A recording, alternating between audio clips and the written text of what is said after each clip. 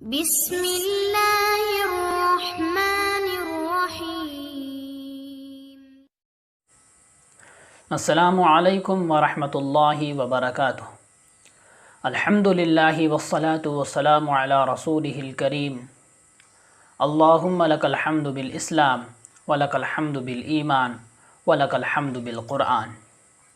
اللہم لک الحمد حتی ترضى ولک الحمد اذا رضیت ولک الحمد بعد الرضا۔ الحمدللہ، ہم شروع کریں گے اس سیشن کو جو علم تجوید کے بارے میں ہے۔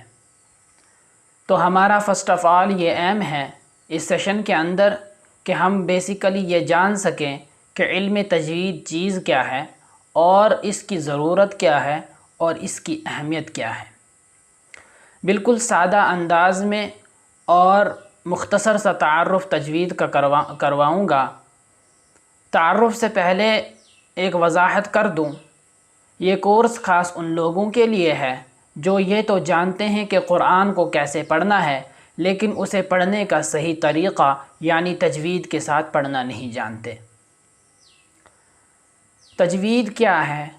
تجوید 3 چیزوں کا نام ہے: مخارج، صفات اور قواعد۔ یہ تینوں چیزیں موجود ہیں قرآن مجید کے ہر صفحے پر، بلکہ ہر آیت میں۔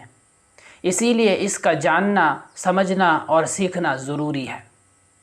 سنن نسائی کی بڑی مشہور روایت ہے جس میں حضرت برہ رضی اللہ تعالی عنہ روایت کرتے ہیں کہ رسول پاک صلی اللہ علیہ وسلم نے ارشاد فرمایا: زینوا القرآن باصواتکم، قرآن کو اپنی آوازوں سے زینت دو، یعنی خوبصورت آواز کے ساتھ قرآن مجید کو پڑھو۔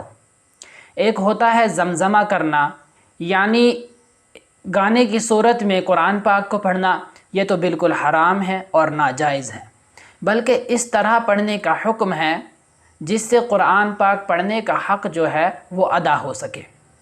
یاد رکھیے، قرآن مجید کو اچھی آواز سے پڑھنا کافی نہیں ہے اس وقت تک جب تک کہ حروف کے مخارج کی صحیح ادائیگی نہ ہو، حروف کی صفات درست ادا نہ ہوں، تجوید کے قواعد کے اندر غلطیاں ہوں۔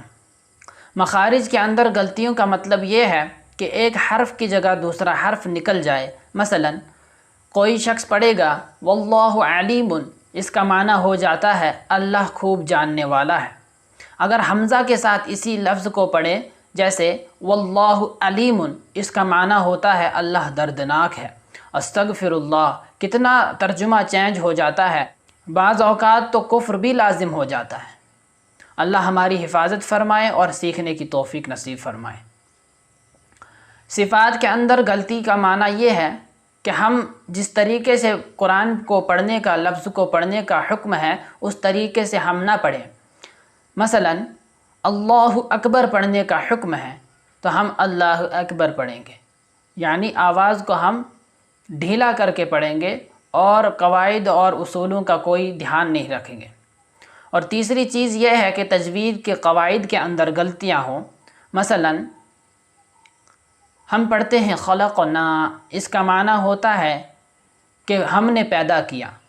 اگر اس کو ہم خلق نہ پڑھیں گے تو اس کا معنی ہو جاتا ہے کہ ان عورتوں نے پیدا کیا، مطلب کہ پوری کی پوری جان ہی نکل گئی۔ اب ہم جانتے ہیں کہ تجوید کے معنی کیا ہے، تجوید کا مرتبہ کیا ہے، تجوید کا حکم کیا ہے اور تجوید کی غرض کیا ہے۔ تجوید کا معنی ہے عمدہ کرنا، اچھا کرنا، یعنی قرآن کو اچھی آواز سے پڑھنا اور مخارج اور صفات کے ساتھ قرآن مجید کو پڑھنا۔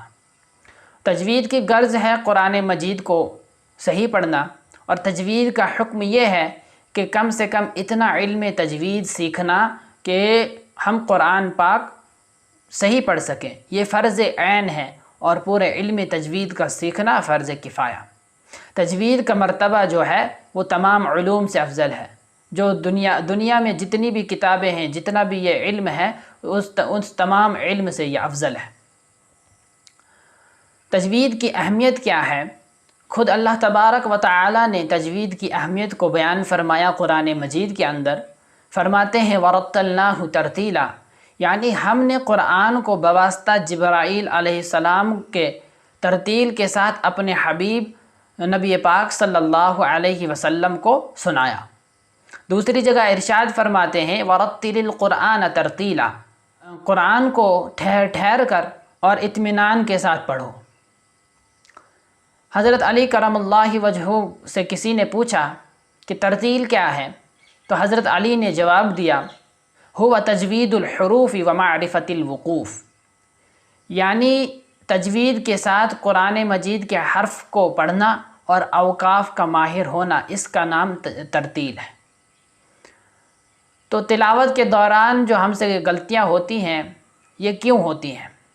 تلاوت کے دوران ہم سے یہ غلطیاں اس لیے ہوتی ہیں کہ ہم نے صحیح سے نہیں سیکھا یا نہیں سکھایا گیا۔ مادری زبان یعنی اردو وغیرہ کا اثر ہے، یا ہم کو تجوید کا پتہ ہی نہیں چل سکا۔ مجھے امید ہے کہ میری باتوں کو آپ نے غور سے سمجھا ہوگا، سنا ہوگا اور سمجھا ہوگا۔ تو آخر میں ایک گزارش کر کے اپنی بات ختم کروں گا، میرے چینل کو سبسکرائب کریں اور بیل آئیکن کو پریس کریں تاکہ اگلی جو کلاسز آئیں گی اس کی نوٹیفیکیشن سب سے پہلے آپ کو ملے گی۔ تو اگلی کلاسز میں ہم اس طرح پڑھیں گے، الف با سے ہم شروع کریں گے اور ہم یہ جانیں گے کہ کس حرف کو موٹا پڑھنا ہے، کس حرف کو باریک پڑھنا ہے اور ان حروف کو کیا کہتے ہیں۔